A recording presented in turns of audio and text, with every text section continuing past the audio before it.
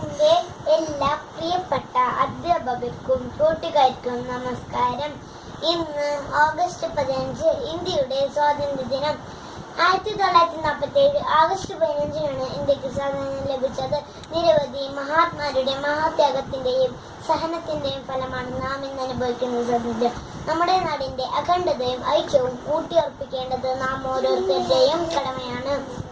Andhra Pradesh, Arunachal Pradesh, Assam, Bihar, Chhattisgarh, Goa, Gujarat, Haryana, Himachal Pradesh, Jammu and Kashmir, Jharkhand, Karnataka, Kerala, Madhya Pradesh, Maharashtra, Manipur, Meghalaya, Mizoram, Nagaland, Orissa, Punjab, Rajasthan, Sikkim, Tamil Nadu, Telangana, Tripura, Uttar Pradesh, Uttarakhand, west Bengal എന്നീ 28 സംസ്ഥാനങ്ങളടങ്ങിയ നമ്മുടെ നാടിന്റെ മതനിരപേക്ഷത കെട്ടിപ്പടുക്കാൻ നാം ഓരോരുത്തരും പ്രവർത്തിക്കണം.